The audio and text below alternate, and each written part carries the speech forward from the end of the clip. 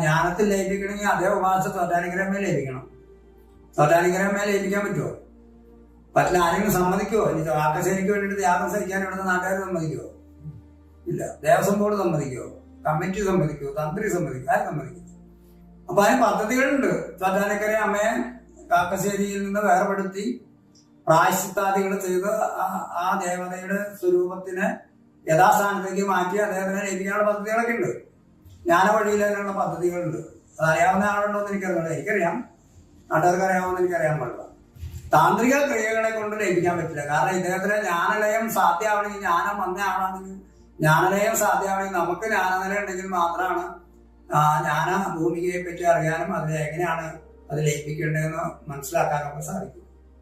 അപ്പൊ അത് ജ്ഞാന വഴിയിലെ പദ്ധതിയാണ്. താന്ത്രിക ക്രിയകളെ കൊണ്ട് യാതൊരു വിധത്തിലും താന്ത്രികത്തിലെ ആകെ ഒരു ലഘു പൂജാക്രമം, എന്തെങ്കിലും ഒരു ലഘു പൂജാക്രമം